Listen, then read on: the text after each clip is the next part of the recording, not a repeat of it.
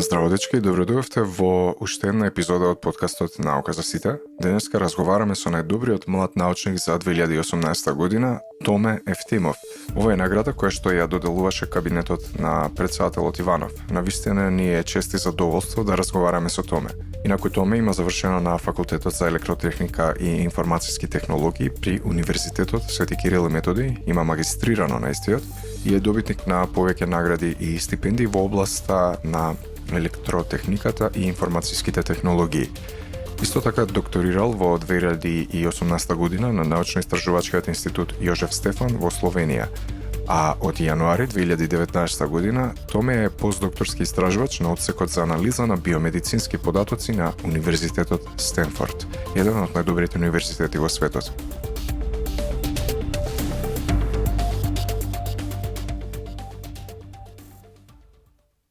Здраво, Томе, Атанас тука од Наука за сите и навистина ти благодарам што одвои време да учествуваш во оваа епизода од нашиот подкаст со истото име, нели, Наука за сите подкаст. И денеска поводот за разговор со тебе е доделувањето на признанието најдобар млад научник за 2018 година од страна на претседателот Иванов. И наистина прво честитам за тоа. Еве, првично да ни се представиш, да ни кажеш кој си, што си, како стигна до оваа престижна награда. Здраво, Атанас. Најпрво ти благодарам за поканата за подкаст за Наука за сите. Моето име е Томе Евтимов. Искрено, посебна чест и задоволство е да се добие признанието за најдобар млад научник од претседателот на државата. Она што сакам да го кажам, каде почнуваат моите почетоци, завршив на Факултетот за електротехника и информациски технологии во Скопје во 2011 година, настока информатика и компјутерско инженерство. Понатаму се запишав на магистерски студии на Факултетот за информатички науки и компјутерско инженерство ФИНКИ. Меѓутоа, истовремено, првава година, додека бев на магистерски, работев како асистент, демонстратор на Факултетот за електротехника и информациски технологии во Скопје, каде бев задолжен за аудиториски и лабораториски вежби по предметите веројатност и статистика, математика 1, математика 2, дискретна математика, нумерички методи и статистичка обработка за податоци. Вторава година од мојиве магистерски, бидејќи она што посебно ме прави среќен е да бидам дел од наука и истражување, се префрли во Македонската академија за науки и уметности во лабораторијата на академик професор доктор Љупчо Коцарев, каде мислам дека моите најголеми истражувачки способности ги научив токму од него. Она што таму работев 2 години на проект кој беше за некохерентна комуникација, заедно со професорот Зоран Утковски, и работев 2 години, меѓутоа понатаму дојде време кога сакав да се запишам на докторски студии, размислував каде да го продолжам моето образование, потоа се решив дека она што е најдобро за еден млад истражувач е да ги промени сите средини, без разлика на култури и обштествени вредности, бидејќи на тој начин најдобро се расте. За таа цел решив да го продолжам моето образование надвор од нашава држава и се запишав на докторски студии на Институтот Јожеф Стефан во Љубљана во Словенија. Таму бев 4 години, докторатот го завршив за 3 години, 2014 се запишав на докторскиве студии, завршив во 2018. На почетокот, потоа останав уште 1 година да работам како истражувач. Моите обврски во време на докторскиве студии беа да развијам методи, статистички методи, исто така и методи од податочно рударење и машинска интелигенција и учење, кои ќе бидат за обработка на податоци поврзани со храна и нутриционизам. Искрено, најпрво, сите оние кои ме познаваат мислат дека јас имам завршена математика, имам завршена математика, и секогаш кога работев, бидејќи паралелно на мојата докторска теза, работев исто и на споредба на методи кои можат да се користат за споредба на стохастички оптимизацијски алгоритми, кои претежно се математички методи. Сега, кога ме прашуваат, кога ќе направам споредба меѓу овие две области, зборев дека секогаш повеќе го сакам она што е математика, ова што е стохастички оптимизацијски алгоритми. Меѓутоа, со моето доаѓање на постдокторски студии на Стенфорд, сватив дека сум направил една голема работа во областа на вештачка интелигенција и податоци за храна. Бидејќи дури сега... Сето останато што го работеше до тој момент, го работеше од друга перспектива, од друг контекст, но свати дека истите тие методологии кои што ги користеш и оптимизација алгоритми, можеш да ги користиш и во полето на вештачката интелигенција, така? Да. Сето ова доаѓа како дел, тоа е како посебен дел од вештачкава интелигенција, стохастички оптимизацијски алгоритми, машинска интелигенција и учење. Меѓутоа, она што е интересно, кога дојдов овде, дека се работи многу. Претежно денес се наоѓаме во време кога big data се истражува и претежно сето е поврзано на податоци за здравје. Вака можеш да објасниш што е big data за нашите слушатели? Ова е big data би било, луѓето мислат дека станува збор само за огромно количество податоци, меѓутоа не станува збор само за огромно количество податоци, истовремено представува податоци кои можат многу брзо да се менуваат и истовремено податоци кои можат да бидат најразлични. Например, исти податоци кои можат да бидат опишани на најразличен начин. Што е разликата помеѓу оние традиционални методи на анализирање на податоци, односно на прибирање податоци и анализата на big data?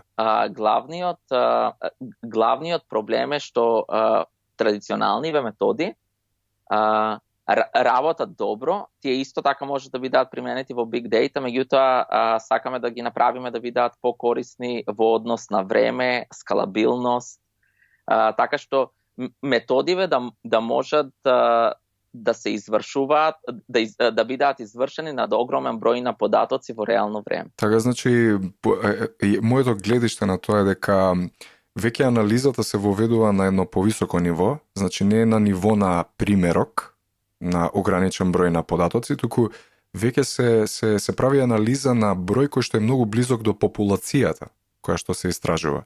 Така што тоа на некој начин ни дава многу поширок опсек на информација во однос на проблемот кој што го истражуваме.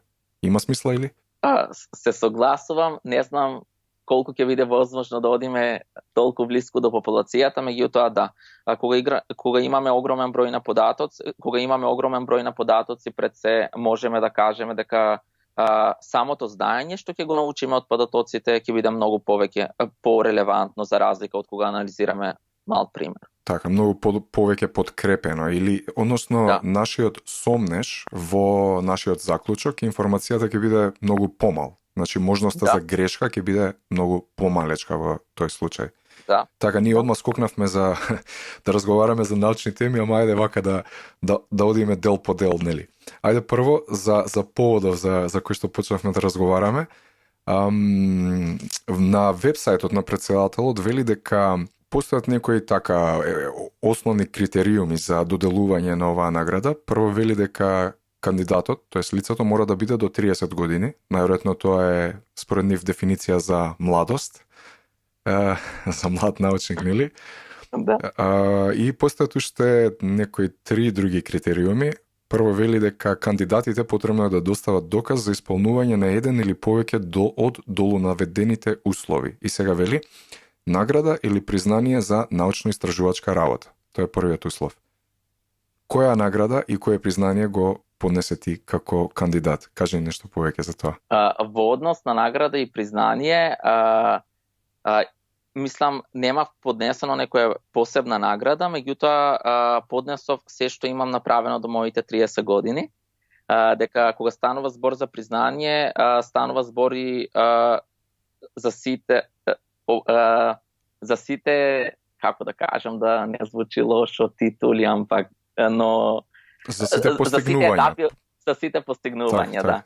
Да, признание е сега, прилично флексибилен збор, значи не е формален збор да, у смисла треба некоја институција да ти даде, туку ете да постигнеш некакво влијание, некаков импакт да имаш во да. твоето поле. Сега, што имав јас направено до моите 30 години, најмногу се фокусирам на тоа што го направив во моите докторски студии. Од магистерскиве студии исто така можам да одвојам дека имав прилично и многу сум горд на два труда кои беа објавени во списание со високи импакт фактори. Понатаму во моите докторски студии објавив 3 научни труда во списанија со високи импакт фактори. Еден од нив беше објавен во топ 5% рангирани компјутерски списанија во светот. Истиот беше одбран како еден од 10 најдобри труда со најиновативна и најнова идеја, кои се поврзани со оптимизацијски алгоритми. И истиот труд беше поканет како покането предавање на најголемата светска конференција која е за оптимизацијски алгоритми ГЕКО. Во 2018 истава беше во Киото во Јапонија. Исто така бев дел од, не можам сега да се сетам, меѓутоа 4 или 5 европски проекти. Водев многу голем број работилници кога имавме состаноци за овие европски проекти. Имам учество на, не знам, можам да кажам огромен број на конференции кои беа широм светот, почнувајќи од Индија, па завршувајќи до Хонолулу, Хаваи, така да. И се тоа по 30 години. Да, 30. Јасно. Во ред, значи, од секогаш те интересирала математиката како, нели, научно поле или со текот на времето полека почна да ја сваќаш нејзината моќ на разоткривање на, да речеме, проблемите, било какви, дали тоа да се природни или општествени, во нивно дефинирање и моделирање, односно можноста математиката да допринесе во тоа логички да размислуваш за работите, па некако те привлече. Како дојде до тоа да се интересираш за математика воопшто? Да видам искрен, може тоа и најлесно прашање денес во подкастот. Мојата мајка е физичар. Така. И мојата прва желба всушност не беше математикава, ама мислам, тоа што сакав на почетокот да го студирам е физика, меѓутоа знаејќи дека во Македонија искрено луѓе во кои завршуваат физика можат да бидат само професори, не гледам некој, може постојат и други отворени работни позиции, меѓутоа За жал не е само за физичари, така туку за многу повеќе области е. Нема научно-истражувачка работа после завршувањето, да. И кога размислував каде да го продолжам моето образование, решив да го продолжам на факултетот за електротехника и информатски технологии. Може би тоа не станува збор за физика, меѓутоа тоа е еден вид применета физика. Така да се запишав на факултетот за електротехника и информатски технологии. Додека бев во средно образование, исто така одев на сите можни републички надпревари по математика и физика. Имам учество и бев дел од македонскиве математички олимпијади.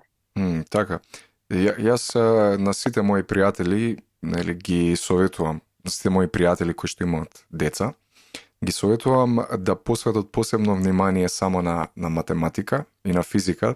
Значи, ако добро се подколуваат во тие две области, можат буквално тие деца кои ќе пораснат да запишат било каков факултет. Значи, може да преминат во биологија, може да преминат во хемија, може да сликаат ако сакаат после тоа. Значи, нема потреба од учење на други теоретски проблематики ако си добро подкопан во овие две области. Впрочем, нели, светот денеска оди повеќе во насока на анализа на дигитален свет, во насока на компјутеризација. Впрочем, и нели, Нобеловите награди се почесто се добиваат за работа во компјутерски симулации и така натаму, како што беше, например, во 2016, нели, за интеракција на молекули, компјутерски модели за интеракција на молекули и така натаму. Така што Тоа е моја препорака е тоа, да се учи математика и физика. Се служуваш со тоа? Се согласувам 100% со твоето размислување. Кажи ми, откако дипломираше на електро, подоцна запиша следно беше магистарски студии во Словенија на Институтот за компјутерски науки, или? Не, магистарски студии запишав на Факултетот за информатски науки и компјутерско инженерство во Македонија. Тука кај нас на Кирил и Методи, значи докторатот го правеше во Словенија. Да. Да. Така. И кажи ми, магистерскиот труд во која насока те однесе? Магистерскиот труд беше примена на теорија на случајни матрици во анализа на бежични комуникацијски мрежи. Што на македонски јазик што значи тоа? Тоа беше некохерентна комуникација. Кога станува збор, имаме приемници, имаме оние кои испраќаат информација, од друга страна ги имаме оние кои ја примаат информацијата. Сега сакавме да го видиме капацитетот на каналот, со колкава рата можеме да праќаме информации, во случај кога не знаеме низ каков канал, не ги знаеме карактеристиките на каналот по кој испроведуваме информации. Колку е дебела цевката, сакавте да знаете. Дали правевте истражувања во таа насока или градевте повеќе теоретски модели? Истражувањето беше сведено на мислам на експерименти модели. Повеќе или повеќе на теоретски модели? Експерименти не, претежно беше сведено на теоретски модели, добивање на равенки, математички равенки, кои потоа, за да бидат потврдени, моравме да користиме компјутерски симулации. Фино. И како дојде до тоа подоцна да продолжиш на докторски студии во Словенија на институтот и како беше? Јожеф Стефан, така, тоа е институт за компјутерски науки?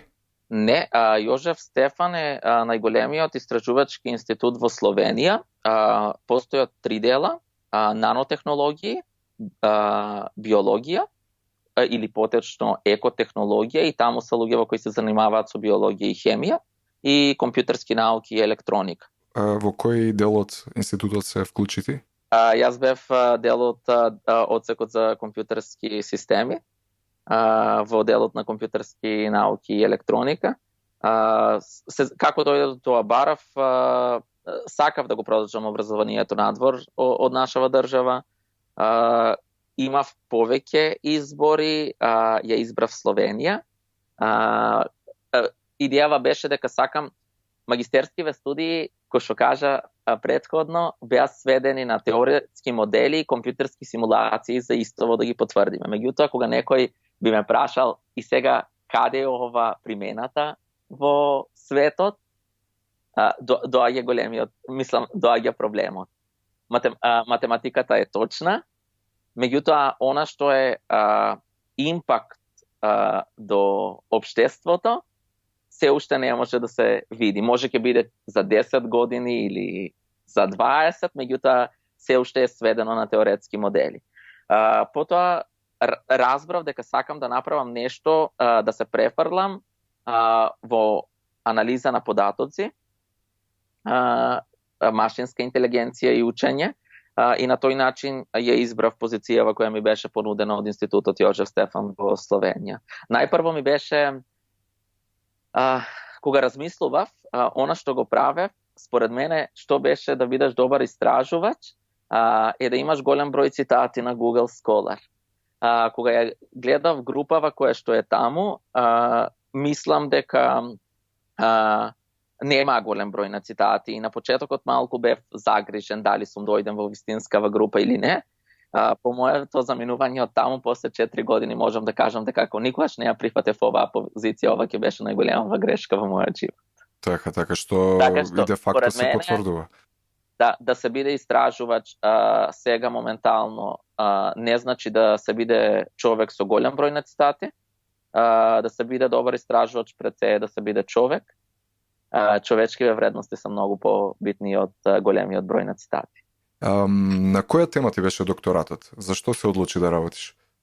Докторатот беше статистичка обработка на податоци и статистичка обработка на податоци и обработка на природни јазици за храна и нутриционизам, или на англиски Statistical Data Analysis and Natural Language Processing for Food and Nutrition.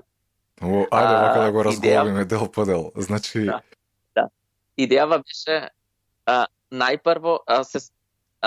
најпрво постои дел, сите овие податоци кои ги добиваме за нутриционизам, за храна, се направени во некои лаборатории. Овие податоци се анализираат со помош на статистички методи, каде луѓето во најголем број ги опишуваат податоците со некои дескриптивни статистики преку аритметичка средина, средна вредност, девијација и медијана. Меѓутоа, она што го забележавме е дека во голем број случаи кога се прават овие анализи, иако тоа станува збор, пример, кога ја користиме среднава вредност како непристрасен оценувач за податоциве, забележавме дека ова многу може да влијае на крајниот резултат. За таа цел развивме еден нов метод, кој го нарекуваме Deep Statistical Comparison, бидејќи сега се наоѓаме во времето кога сите зборуваат за Deep Learning и доколку го имаш зборчево Deep во насловот. Значи зборуваш на вистинската тема, да.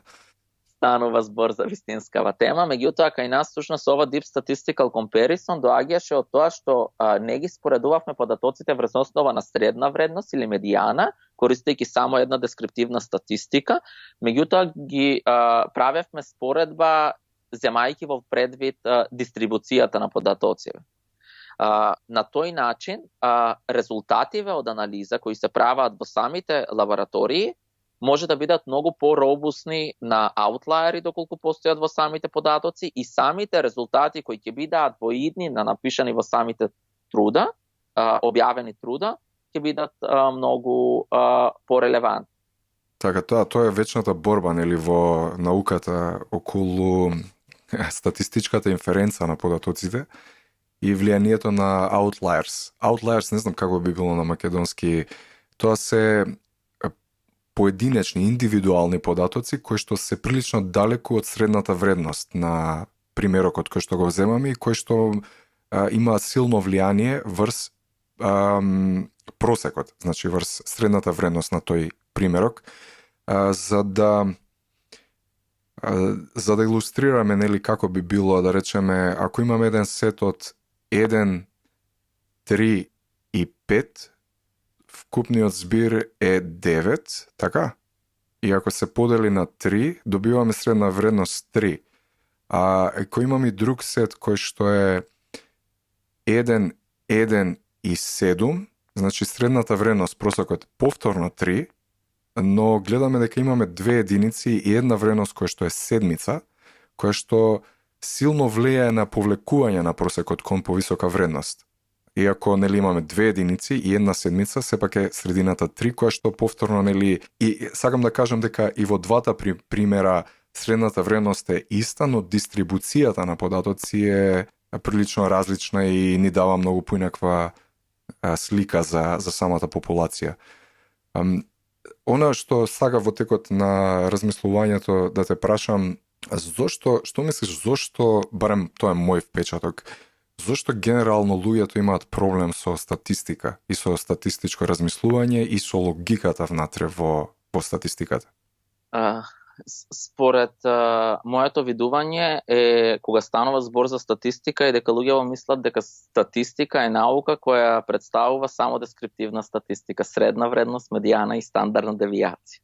Статистика е наука која е многу повеќе од овие три, можам да кажам, статистики, дека всушност средната вредност е еден вид статистика и размислувањето кога збориме, пример, тоа е моето видување. Пример, луѓе кои работат во најразлични области ги праваат овие резултати. Не сакам да издвојувам некои области, меѓутоа, пример, сега имам контакти со голем број на луѓе кои работат биологија, хемија, исто така податоци на здравје. Луѓето ги репортираат само овие дескриптивни статистики и врз основа на ова ги даваат самите заклучоци од нивното истражување. Меѓутоа, не водејќи сметка дека можеме да одиме подлабоко во податоците и да се научиме вистина што се случува во тие податоци. Одговорот на ова прашање можеби би било дека токму ваквите интердисциплинарни студии бараат интердисциплинарни тимови. Пример, јас не можам да ги направам експериментите во лабораторија кои се поврзани со хемија и биологија, меѓутоа можам да им помогнам во самата обработка на податоци со цел да добиеме подобри резултати. Да, впрочем и генерално сите научни полиња веќе имаат еден добар фонд, едно добро тело на податоци во однос на факти за одреден феномен, нели? Да речеме концентрацијата на одредена хемиска субстанца изнесува толку во одредена клетка. Еве, X, така и тоа го знаеме како факт. Значи, историски биологијата и хемијата нели работеле на тоа да создадат факти за природата, но тоа е само обсервација. Тоа е само мерење во суштина. И сега имаме многу голем број на податоци кои што треба да ги сортираме, да ги класифицираме, да ги поврземе едни со други и преку овие методи кои што нели и ти работиш во моментов, да извлечеме заклучок погенерален во однос на феноменологијата со која што се занимаваме. Значи не е доволно само да се знае фактот дека концентрацијата на таа хемиска субстанца изнесува толку, туку потребно е да знаеме што значи тоа во еден поширок смисол на природата, во еден еколошки, во еден смисол на екосистем. Така што мислиш? Се сложуваш со таа теза? Да, се согласувам со тебе и исто така мислам дека многу е важно кога се анализираат податоциве да знаеме дали всушност нашиве податоци се релевантни за да го истражуваме прашањето, хипотезава што сакаме да ја потврдиме или да ја отфрлиме. Бидејќи според мене, имајќи податоци, не значи дека податоците се добри за истражување на секоја можно. Дека се релевантни хипотеза. За хипотезата, да. Така, да. Кога те прашав за статистика, повеќе мисле во однос на луѓето повеќе немаат толку проблем со математичкиот аспект на статистиката. Јас сметам дека статистиката е различна дисциплина од математиката, иако математичарите не би се сложиле со тоа. Тие сметат дека тоа е применета математика, но доаѓајќи од повеќе од експериментален бекграунд, барем во мојот случај, мислам дека статистиката е повеќе еден вид на епистемиолошка техника на препознавање на реалноста и од тој аспект не е алатките кои што ги користи секако дека се доаѓаат од математиката, но начинот на размислување и логиката позади тоа сепак ја прави малку поразлична од математиката. И мислам дека луѓето во принцип имаат малку проблем во тој дел на разбирањето на логичката позадина на сваќањето. Немаат интуиција во поглед на статистичките работи. Еве, например, да земеме стереотип. Стереотип по дефиниција за одредена популација, за одредена група е искажување на средната вредност на таа група. Например, да речеме, не знам, викинзите биле високи. Еве, тоа нека биде тој пример. Ја земаме средната висина на викинзите и го земаме како факт, како одлика за одредена популација. И најчесто така се зборува во тој контекст, нели, статистички, но многу мина луѓе ќе речат, ама чекај, ја познавам еден викинг кој што е многу низок. И некако мислат дека доколку најдат еден податок во тој датасет кој што одскокнува од средната вредност, мислат дека целата вистина за таа популација е невалидна. И мислам дека тука има прилично проблем во резонирањето за популацијата на викинзи. Што мислиш во однос на тоа? Не, интересно размислување. Меѓутоа, се согласувам со тебе. Од математичка гледна страна, користењето на среднава вредност е точно, бидејќи станува збор за непристрасен оценувач кон даден непристрасен оценувач за некој параметар на популацијата. Меѓутоа, од друга страна, посебно денес, станува збор кога работиме во машинска интелигенција и учење и обработка на податоци за здравје храна, се оди кон personalized nutrition, personalized medicine. Персонализирана медицина. Персонализирана медицина, така што секој поединец е важен во популацијата. Моделот треба да работи за секој поединец. Не станува збор да работи во просек за популацијата да дава добри резултати, меѓутоа тоа треба да биде модел кој ќе може да работи за секој член на самава популација. Од друга страна, се согласувам за ова, тоа што кажа ако луѓето најдат еден кој не припаѓа и мислат дека не важи целава хипотеза. Меѓутоа можам да кажам, пример ако земеме дека податоците се нормално распределени. Две различни популации може да имат иста средна вредност, меѓутоа стандардната девијација на самата распределба да биде чисто различна. Така, да имат поголема варијанса или варијанса, да. Ако луѓето прават споредба само по средната вредност, на тој начин овие две популации ќе бидат сосема исти, меѓутоа кога ќе видиме како податоците се распределени во самиот простор, станува збор за различна за различни популации. Така, се сложувам. Мислам дека проблемот е што во нашиот тек на образование, посебно кај нас во Македонија, многу малку се зборува за статистиката, како може би се зборува во полињата кои што се блиски до тоа, сродните полиња, но кога станува збор за некои околни полиња од другите природни науки, не се концентрираат толку на статистичките концепти. Па дури мислам дека би требало да се почне со овие концепти и од основно училиште, средно и така натаму, затоа што се навистина корисни концепти за логично и правилно разбирање на проблемите, на феномените во природата. Не мислиш дека кај нас е премалку застапена статистиката? Да, се согласувам со тебе. Мислам дека во средно, во 4-та година математичко образование, не сум сигурен, меѓутоа последната тема е статистика, меѓутоа во 4-та година на крај. Да, дури на крај. Мислам дека дури не знам ни дали постои време истава тема да биде обработена. Кога бев студент на факултетот за електротехника и информатски технологии, имавме два предобри предмети, веројатност и статистика и статистичка обработка на податоци, каде не знам каква е програмата денес, бидејќи знам дека програмиве се менуваат од година на 5 години, на 1 на 2 години. Меѓутоа можам да кажам дека беа стварно предобри предмети. Кој што кажа претходно, може би е застапена во некои области, меѓутоа според мене, бидејќи посебно денес во секоја област работиме со податоци, мислам дека ова треба да биде застапено во секоја област. Без разлика, знам дека постои на економски факултет статистика, не сум запознаен што се учи таму, меѓутоа финансиски податоци, биолошки податоци, податоци за здравје, податоци за храна, мислам дека таа треба да биде застапена. Еве тоа нека биде наш заеднички апел, во иднина тие што ја креираат таа програма, дури и за основци, дури и за средно, училиште, повеќе да вклучат статистика во нината програма. И сега спомнавме еден битен концепт, спомнавме машинско учење. Може да ни објасни што представува тоа? Машинска интелигенција и учење, мислам дека првото име е статистичко учење. Бидејќи самите модели се базирани на концепти кои постојат во веројатност и статистика.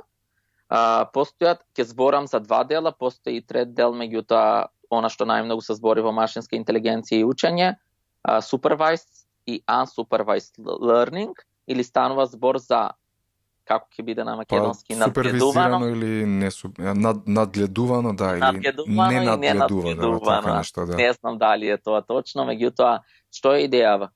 Идејава е да се развијат модели кои можат да се користат во некој пример за предвидување. Кога станува збор за supervised learning, имаме податоци, инстанци, имаме некое податочно множество и проблемот кој сакаме да го предвидиме, имаме некоја таргет променлива. Имаме променлива која сакаме да ја во зависност дали таа е распределена во дискретен или непрекинат простор, можеме да зборуваме за класификација или за регресија.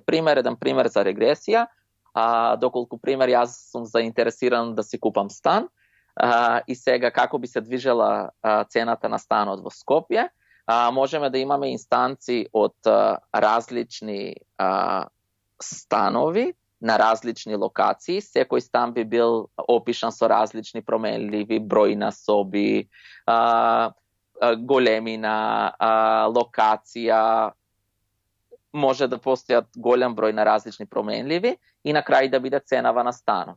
Сега во иднина, ако јас не ја знам ценава за некој стан, меѓутоа ги знам сите од овие променливи кои го опишуваат станот, можам да искористам да научам модел користејќи ја податочно во множество и нивниве цени и потоа да го искористам овој модел за новиот стан да пресматам колку би била ценава. Тоа е еден ваков, мислам, најлесен пример кога станува збор за регресија и првиот пример кој се објаснува кога станува збор за линеарна регресија. Кога станува збор за ненадгледувано учење, не постои таргет променлива која сакаме да ја предвидиме, пример цена на стан. Меѓутоа, во овој случај идејава е дека имаме исто податочно множество и сакаме да ги разделиме самите податоци на некои групи, кластери, така што на тој начин самите инстанци кои ќе бидат во исти групи да имаат исти карактеристики. Еден пример кој работев пред 3 или 4 месеци, ако имаме примероци од млеко од различни делови на Словенија, и ако се направи во лабораторија мерење на стабилниве изотопи, врз основа на вредностиве кои се стабилни изотопи, имаме податочно множество од огромен број на примероци од млеко. За секој од нив се измерени овие стабилни изотопи и сакаме да направиме, да ги разделиме во посебни групи, или тоа се вика кластеринг. На крај испадна дека оние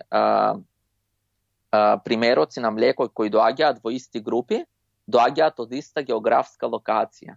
И тоа е многу важен податок, бидејќи на тој начин може да се следи потеклото на храна без да знаеме од каде тие доаѓаат. Без да го знаеме географското потекло, може да го предвидиме, да го извлечеме од податоците кои што се во суштина не географски. Да, изотопи се елементи кои што имаат ист атомски број? Како беше? Мислам дека да.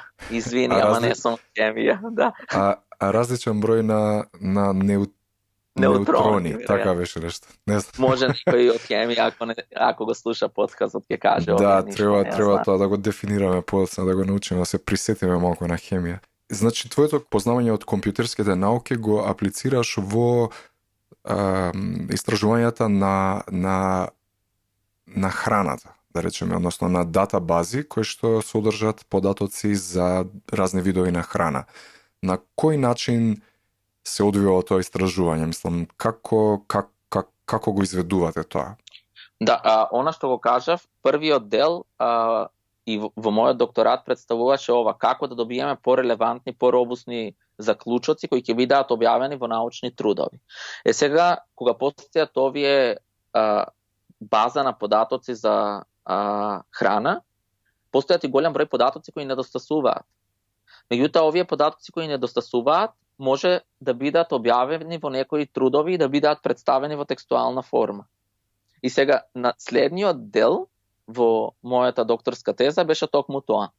Како на автоматски начин од текстуални податоци, пример објавени трудови, да искористиме модели кои на автоматски начин би ги дале надвор, би ги структурирале концептите кои се поврзани за храна, концептите кои се поврзани за нутриционизам, која популацијска група станува збор, пример дали станува збор за новороденчиња, дали станува збор за луѓе над 65 години, истовремено самиот количина и единица, пример кога станува збор за содиум, дали станува збор за 4 грама на содиум на ден, меѓутоа алгоритмиве на автоматски начин да ги извадат, да ги екстрахираат самите овие концепти од текстуалните податоци. Значи фокусот на работата е дизајнирање алгоритми кои што ќе бидат способни да се провлечат во тие датабази, да најдат релевантни податоци на интерес, кои што се релевантни теми, да ги екстрахираат тие податоци и да ги сортираат, категоризираат и така натаму. Дали на истата тема ќе продолжиш да работиш во Стенфорд? Во Стенфорд работам, можам да кажам дека работам во иста насока, меѓутоа податоците доаѓаат во здравје.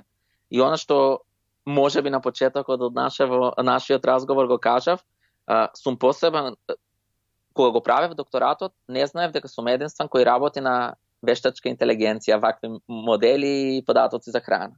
Кога дојдов овде, разбрав дека сум оној што е прв што работел на таа тема. Мислиш првиот на таа тема што работи во лабораторијата во Стенфорд сега каде што си? Не, мислам пример на Google Scholar или каде кога ќе напишеме под machine learning или artificial intelligence, методи кои се поврзани на храна.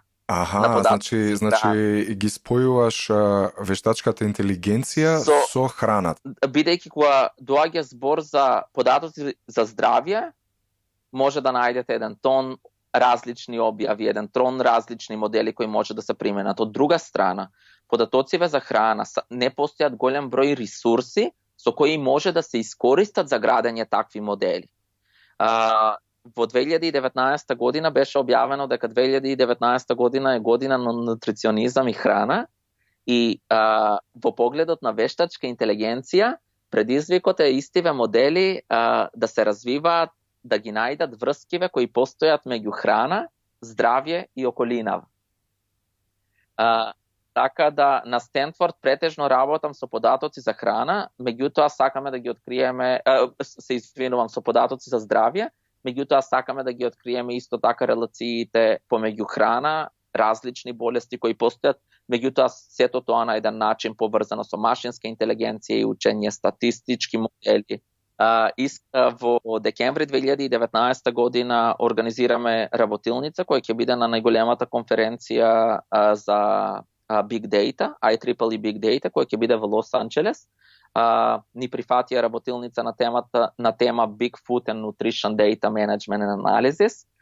Исто така можам да кажам дека во август добив покана на најголемава конференција за вештачка интелигенција, International Joint Conference on Artificial Intelligence, ИЧКАј, да бидам поканет предавач на Artificial Intelligence. Фантастично.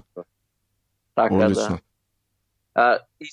Истава мисла, ова конференцијава ќе биде август во Макао, Кина. Да, така што малку поинаква исхраната во Кина, ќе имаш прилика да се соочиш со тоа.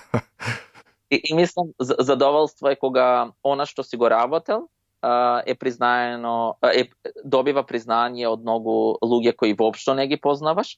Пример, ова поканава за ИЧКАј ја добив од Sony компанијата, бидејќи тие организираат таму, така што никогаш не сум ги контактирал, никогаш немав зборено со нив, ги немам запознаено на нито една конференција, меѓутоа следејќи ги трудовиве кои постојат моментално state of the art на таа тема, добив покана да отидам таму. Да, во суштина нутрицијата е така фундаментален дел од животинскиот свет. И навистина треба уште повеќе да дознаеме околу тоа, да ги искористиме сите алатки кои што ни се на располагање.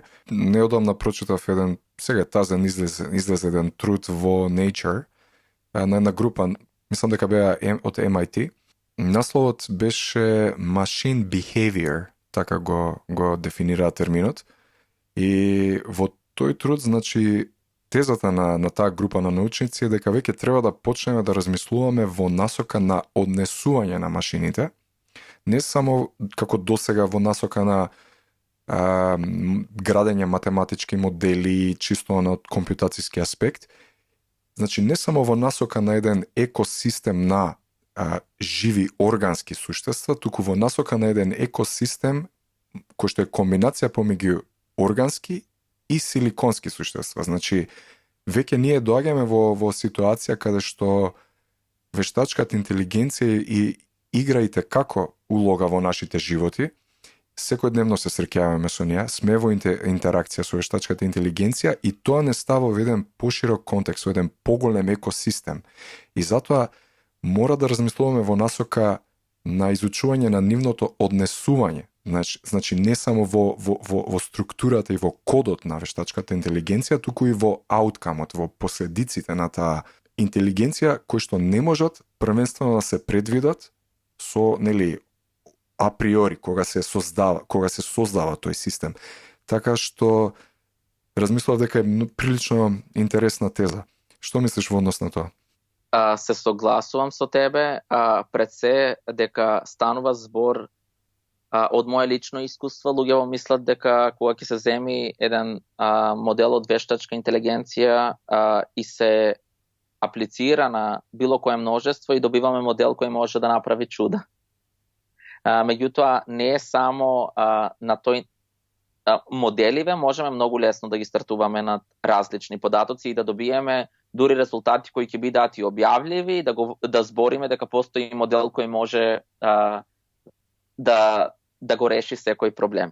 Меѓутоа, она што е посебно интересно е дека пред се денес, во 2019 година, се почнува да се зборува за explainable artificial intelligence и станува збор не само имаме податоци, го земаме моделот и добиваме некој ауткам, меѓутоа сакаме да ги најдеме оние патенти, как она размислување на самиот компјутер, на машинава, на алгоритмот, кои не донесуваат до овој ауткам. Затоа што се уште сакаме да разбереме зошто тоа, бидејќи се уште зборуваме black box, да, се уште зборуваме дека станува збор за black box. Идејава е дека не знаеме всушност што се случува внатре во самиот алгоритам. Знаеме како алгоритамот математички работи, меѓутоа на крај имаме податоци, имаме резултат, не можеме да кажеме врз основа кои карактеристики, кои атрибути од нашите податоци влијаат да дојдеме до самото решение. Самиот концепт на black box или црна кутија потекнува од некаде од 60-тите, 50-тите, 60-тите години со развојот на когнитивните науки.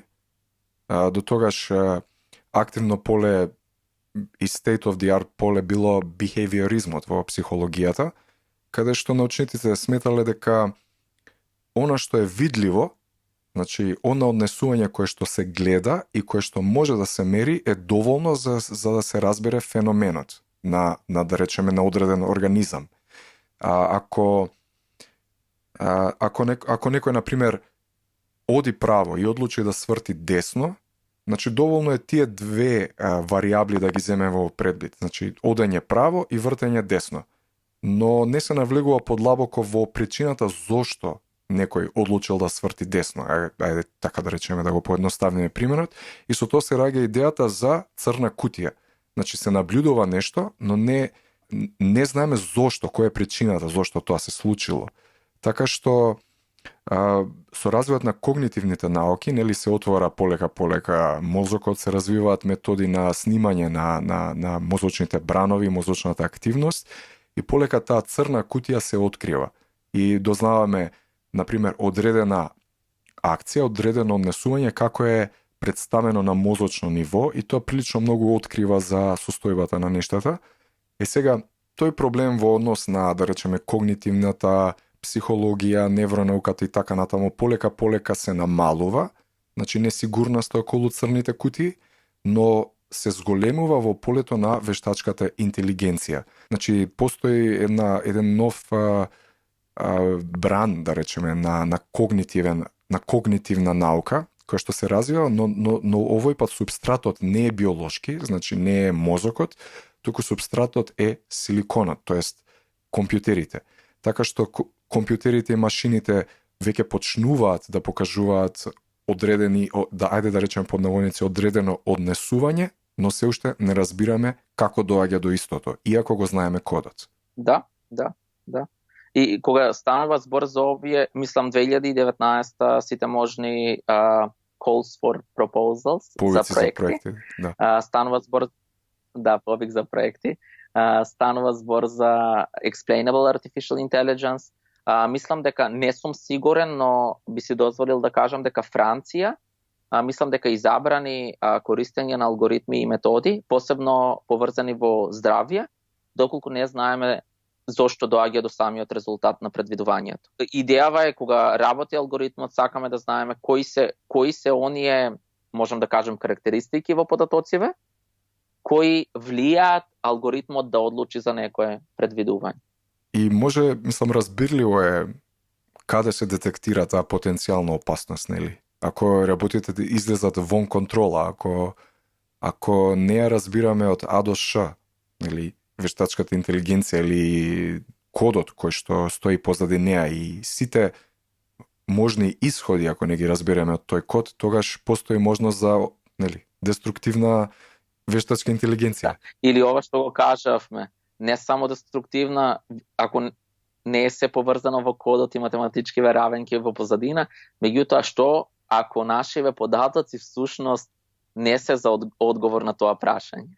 Доаѓаме уште до фундаментално прашање, дали имаме репрезентативен примерок за да искористиме некој модел да добиеме резултат. Бидејќи денес, од моје видување, можеме да искористиме да тренираме модел на секое податочно множество, ќе добиеме резултати, меѓутоа колку нашето податочно множество е репрезентативно реалниот за проблем. Да го дадеме Така.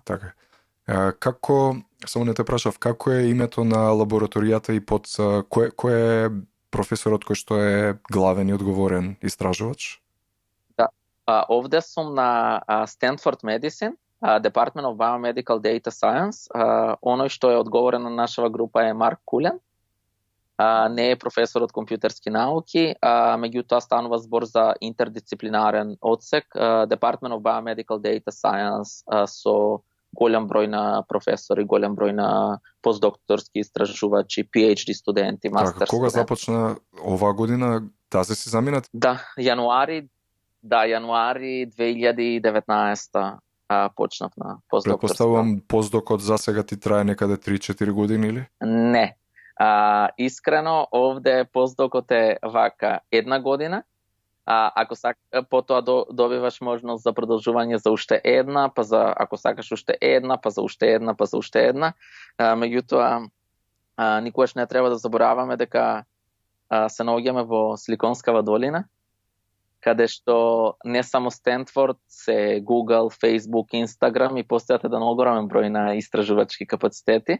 Така да, од мое лично искуство и од моето зборување со останативе постдокторски студенти, мислам дека овде постдокторското истражување е 1 до 2 години. На некој начин влезница за подоцна да се развие, да се пронајде човек во областа која што го интересира. Зависи кој како би одлучил, да.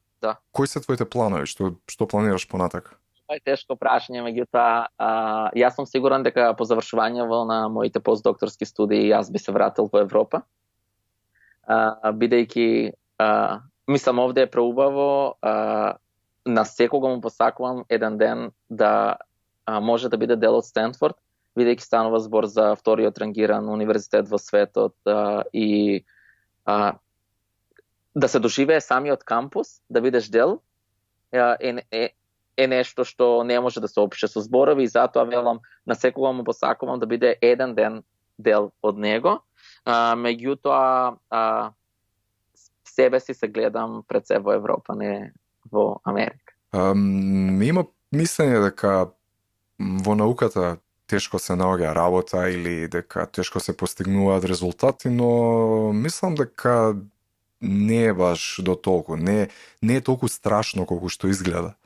Еднаш ако влезеш во машината, ако почнеш да работиш на одредена проблематика, работите се поклопуваат прилично често, нели?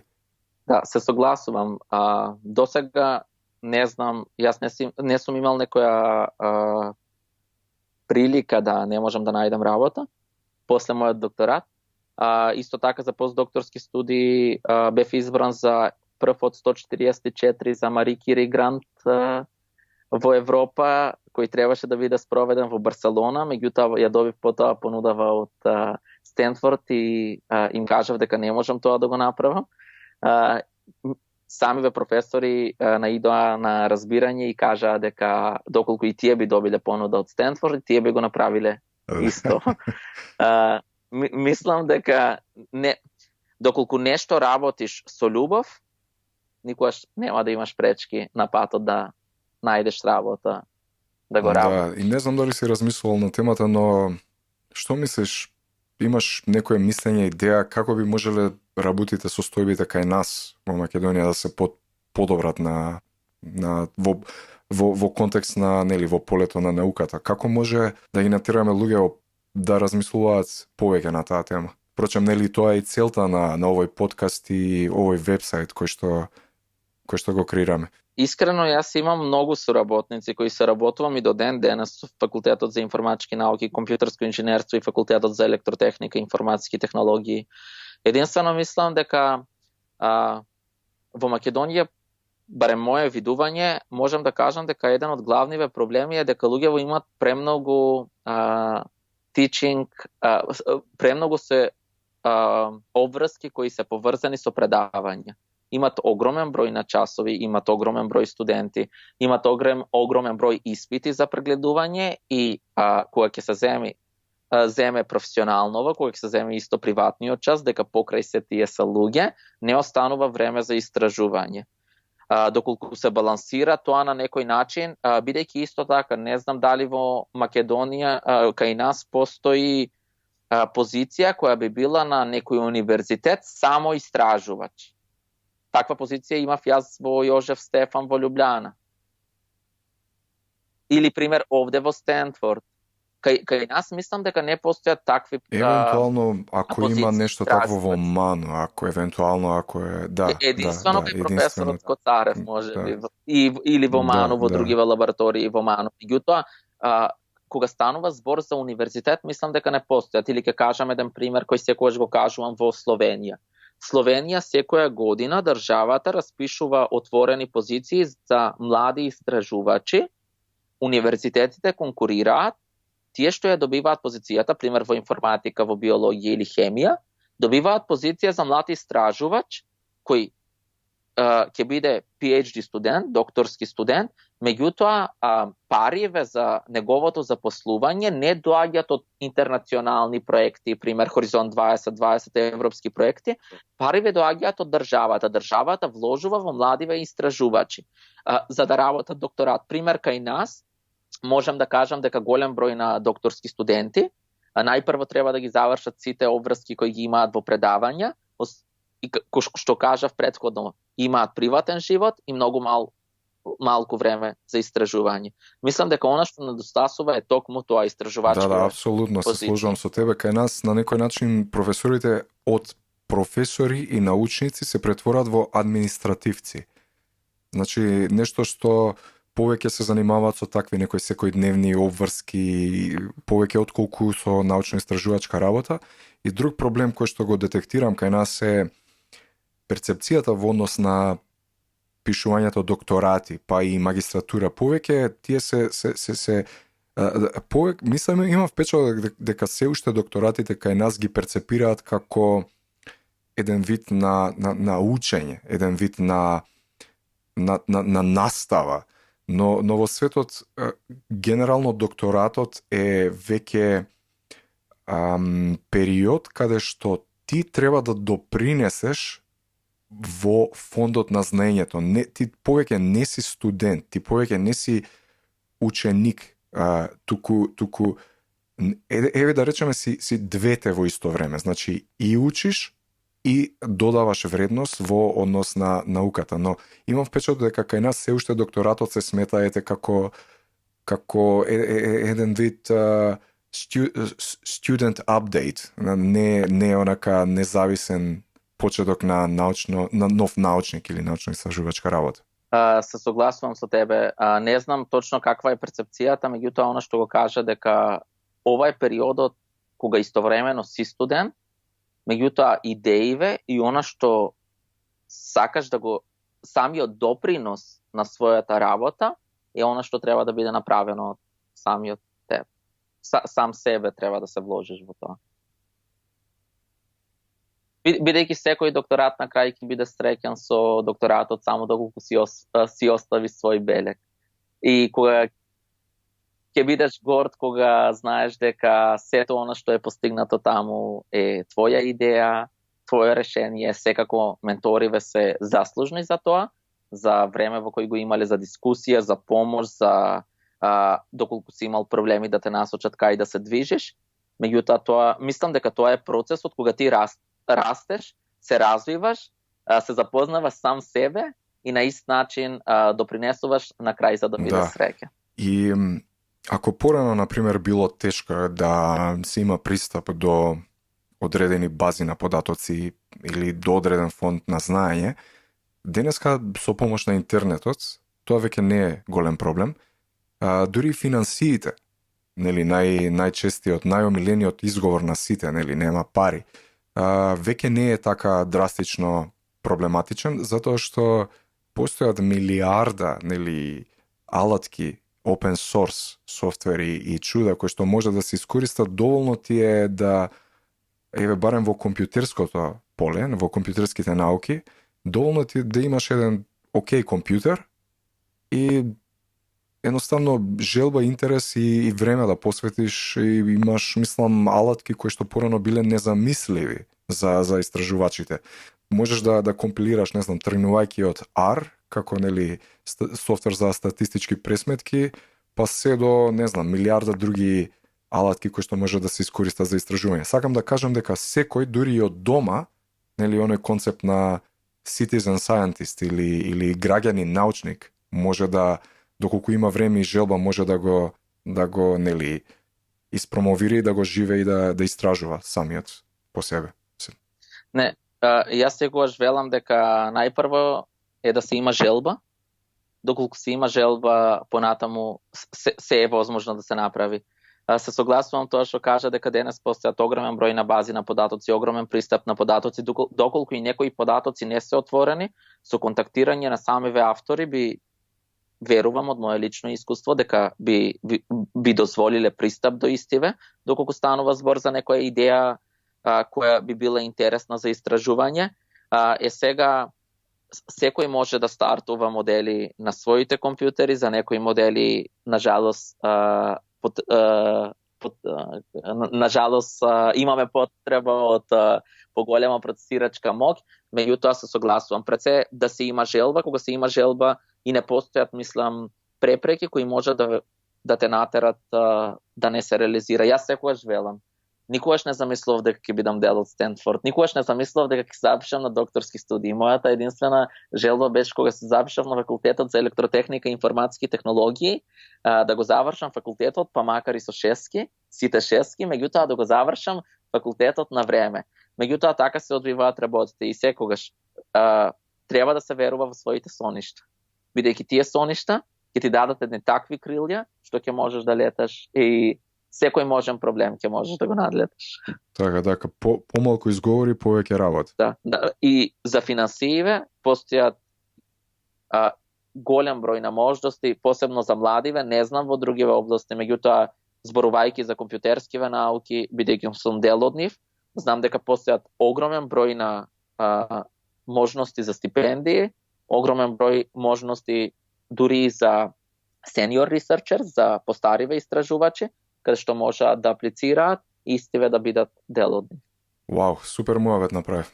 Веќе мислам дека и природно ја испрати твојата порака до сите млади дечки во Македонија кои што се заинтересирани за наука, па и до професорите. На крајот би те запрашал која е тајната на твојот успех? Стануваш рано, не знам која е. Легнуваш. Да, мислам тајна на мојот успех. Се храниш правилно, мислам твоите компјутерски модели и анализи на исхраната ти откриваат одредени тајни или како? Зависи, пример. Пред да се преселам во Словенија, на Институтот Јозеф Стефан, бев 96 килограми. Кога се преселив таму, кога почнав да работам со податоци на храна и нутриционизам, и ден денес не ги разбирам податоци, бидејќи мојава работа е да направам модел да ги анализирам, разбирам помалку што како е, меѓутоа можам гордо да кажам дека успеав да стимнам 26 килограми и сега сум 70. Она што го правам секој ден, не знам, станувам во 5 часот наутро, таков сум по природа, пред работа секогаш одам вежбам во теретана. Во овие последниве 3 години успеав да истрчам 2 полумаратони. Се надевам следниот ќе биде оваа година во Сан Франциско. За време на викенди, ко сите други излегувам, меѓутоа нема некоја посебна тајна за успех. Она што го збораме само желбата и страста да се работи она што се сака. Без разлика дали станува за наука.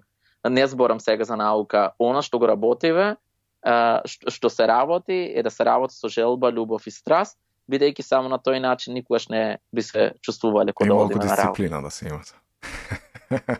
Дисциплина е битно, да. Да, па тоа е навистина, мислам, ово е прв пат јас и ти да разговараме и да го снимаме овој разговор, нели, за целите на подкастот, но чувствувам како да те знам долго време, така што навистина ми беше мило да разговарам со тебе. Одличен соговорник си и се надевам дека ќе останеме пријатели да се дружиме и понатака на било кој основ.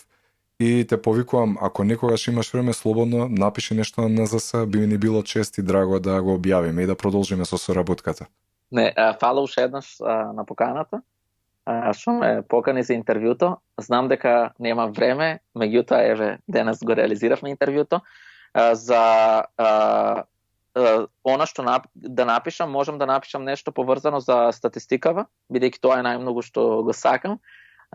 И пред се, кога зборам за машинска интелигенција и учење, јас работам на ова, мислам, овие модели за екстрахирање на податоци, меѓутоа посебен фокус да го разберам зошто тоа е така, explainable, и како да имам репрезентативен примерок пред да биде анализиран, би напишал само малку.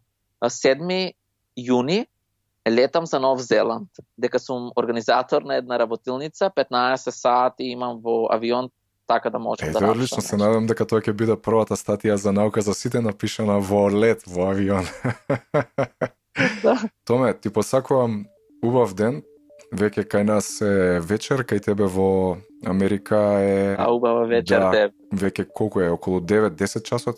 9:30 наутро, така што пред тебе е денот, уживај го, ти благодарам за разговоров и се надевам повторно ќе се слушнеме. Да. Поздрав. Ајде, убава вечер, убав ден. Поздрав, чао.